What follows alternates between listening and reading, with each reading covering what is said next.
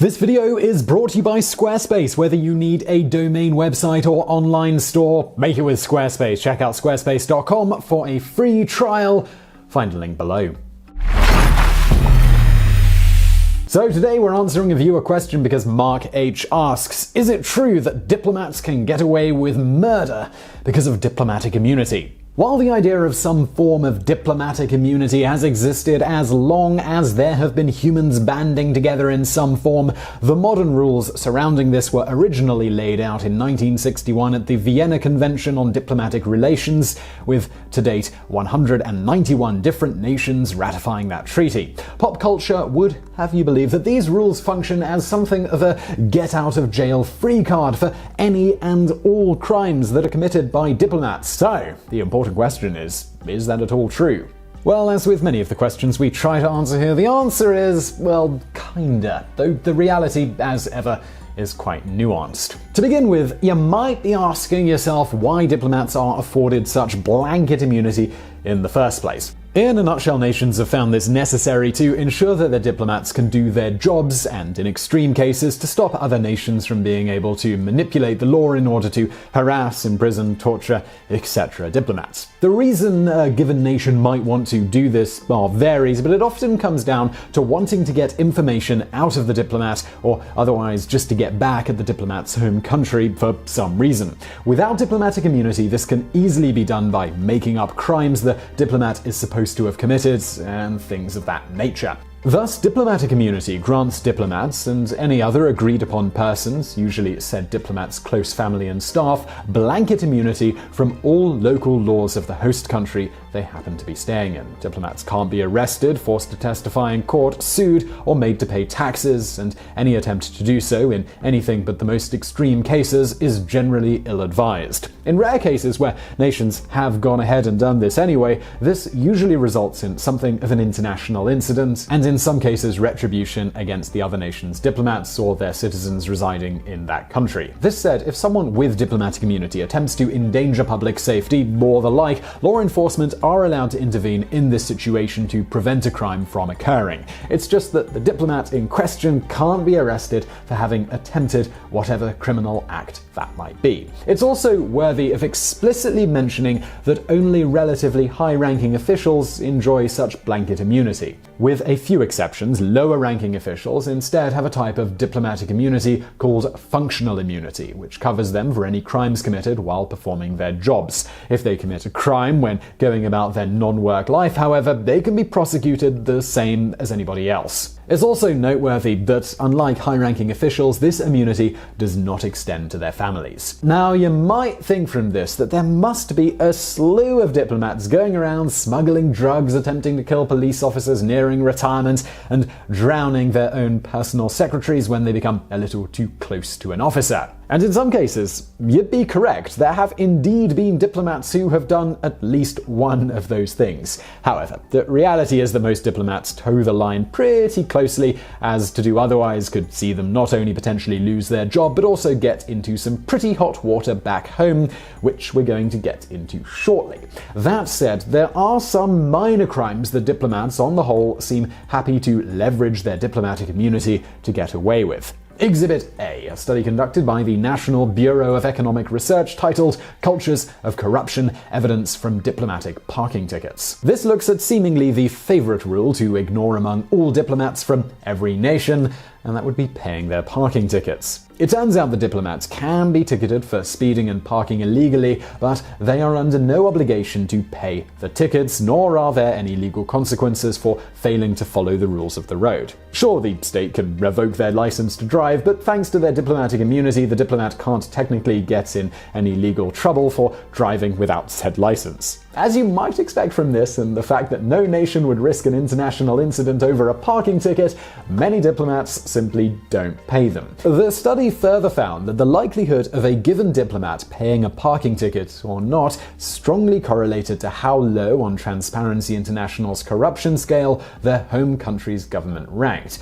So, for example, a Venezuelan diplomat would be drastically more likely to both get a parking ticket and not pay it compared to, say, a diplomat from the UK or Canada. They also noted that regardless of how corrupt a given diplomat's home government is considered, countries that did not have a particularly good relationship with the US were more likely to see their diplomats in the US accrue unpaid parking tickets compared to diplomats from countries that did have a good relationship with the United States. But again, when it comes to tickets and following the rules of the road, this does seem to be something diplomats from all nations occasionally like to ignore. In fact, thanks to the headquarters of the United Nations being in New York City, it turns out the city is currently owed in excess of $20 million in unpaid parking tickets from diplomats from various countries, with Egyptian diplomats leading the pack, owing the city about $2 million.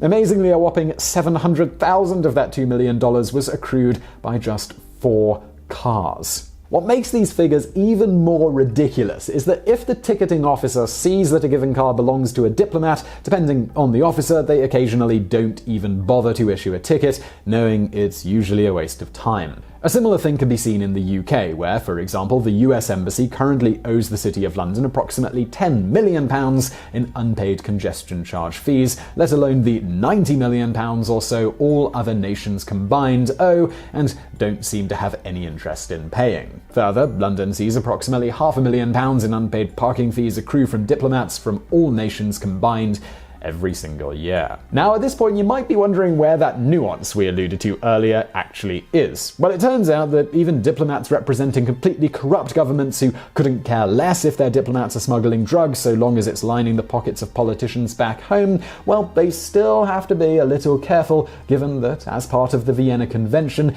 any host nation can choose to declare a diplomat persona non grata. After this is done, the diplomat must leave the country in short order, though they are given some buffer time to do this. If they choose to instead stick around, the host nation can then consider that they have forfeited their diplomatic immunity and prosecute them to their heart's content. However, declaring a diplomat persona non grata is not something to be done lightly, as it can potentially strain relationships between nations depending on the exact circumstances. It can also result in one's own citizens and diplomats being harassed in a variety of unpleasant ways, if for no other reason than spite. Again, one of the main points of diplomatic immunity is to ensure your own country's diplomats can do their job safely and without fear of harassment against themselves or their families. Another potential consequence to diplomats abusing their immunity is that the host nation can appeal to the diplomat's home state to revoke their immunity, or appeal to them to prosecute the diplomat themselves, and occasionally the home states do acquiesce to these requests in one way or the other. For instance, in 1997, a Republic of Georgia diplomat, Georgi Makaradze, was driving drunk and accidentally hit and killed a teenage girl. Rather than try to protect their, at the time, second highest ranked diplomat, they instead revoked his immunity so he could be prosecuted in the United States. He ultimately was imprisoned for 3 years in the US and then transferred to a prison in Georgia to finish his sentence. In another example of what can happen to a diplomat breaking the rules, in 2009 a Romanian diplomat in Singapore ran a red light, a popular act by many a diplomat the world over, but in this case he hit and killed 3 people in the process. He then fled the scene of the accident and later reported that his car had been stolen. It was later determined otherwise, with witnesses reporting the diplomat in question was driving the car at the time. While Romania didn't officially waive his diplomatic immunity, they did prosecute him themselves and seized some of his property to pay the civil suits. On top of this, seemingly to make an example out of him, when he attempted to appeal his 3-year prison sentence, the Romanian court not only denied the appeal, but went ahead and doubled his sentence for good measure. He ultimately died in prison. In yet another case of drunk driving resulting in a death, in 2001, a diplomat from Russia working in Canada drove off the road, hitting 2 people and killing one of them. He had previously been caught drunk driving twice before with no consequences, owing to his diplomatic immunity. This time, he claimed he was not driving drunk despite all of the evidence to the contrary, but leveraged his diplomatic immunity and refused to take a breathalyzer test. Canadian officials requested that his diplomatic immunity be revoked, but the request was denied. However, once back in Russia, beyond losing his job, his own government prosecuted him, and he spent the next 4 years in prison. Moving on to other crimes, again, diplomatic immunity does indeed extend to covering everything from tax evasion, avoiding paying rent, mortgage, child support, or other debts, to even the most heinous of crimes, including murder, enslaving someone, gang rape, kidnapping, extreme physical abuse, drug smuggling, threatening a terrorist attack, and even sex with minors. All crimes, by the way, various diplomats have committed in the past. For example, in 1999, a Japanese diplomat stationed in Canada called Shuyi Simakoi viciously beat his wife, then admitted to authorities that he'd done so and referred to it as no big deal, only to then be released without incident. He was later demoted and given a pay cut by the Japanese government. In another example, in 2005, a United Arab Emirates diplomat working in the US as the director of their scholarship program called Salem Al-Mazroui was arrested for attempting to solicit sex from a 13-year-old girl that he met online. It turns out, however, the girl was actually a much older police officer. When he showed up to meet her, the police attempted to arrest him, but thanks to his diplomatic immunity, he went free. While he did get fired from his position, a few days after the incident, he was able to flee back to the United Arab Emirates while it was still being decided whether his diplomatic immunity would be waived. It's not clear what happened to him after this. Moving swiftly on top of this sort of blanket immunity, a much less well-known right afforded to diplomats is the ability to carry something known as a diplomatic bag or diplomatic pouch. The idea behind diplomatic bags is to allow diplomats to move sensitive information across international borders freely. The rules for this immunity are again laid out in the Vienna Convention on Diplomatic Relations, where its Article 27 states, "The receiving state shall permit and protect free communication on the part of the mission for all official purposes. The official correspondence of the mission shall be inviolable. The diplomatic bag shall not be opened or detained, and the packages constituting the diplomatic bag must bear visible external marks of their character and may contain only diplomatic documents or articles intended for official use." Of course, many people have ignored this last phrase and are happy to ship all manner of things in this way. On that note, despite the name, a diplomatic bag doesn't necessarily have to be a bag or even something a diplomat can carry, thanks to the vague guidelines for what exactly a diplomatic bag is.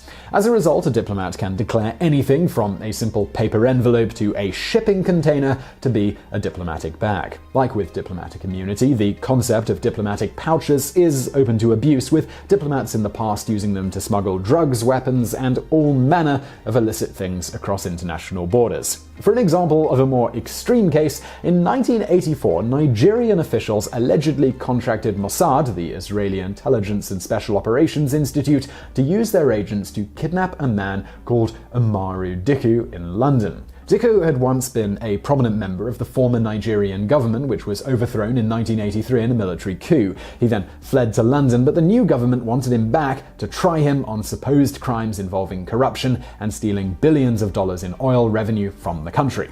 Whether these charges were true or not, the agents managed to find, drug, and kidnap Dikko before shoving him in a crate along with a physician who was charged with keeping him alive along the journey. Whether these allegations were true or not, they were able to capture him. They then put him in a crate along with a doctor who would keep him alive on the journey. And they would have gotten away with it if it wasn't for a meddling man named Charles Morrow. Morrow had seen an all ports bulletin from Scotland Yard noting that a kidnapping of a prominent Nigerian man had taken place. It also noted Scotland Yard thought it very likely the kidnappers would presently be trying to smuggle the Nigerian out of the country. Around this same time, Morrow found himself with a diplomat from Nigeria attempting to ship two rather large crates back to Nigeria aboard a Nigeria Airways Boeing 707 that was otherwise empty of passengers besides security guards.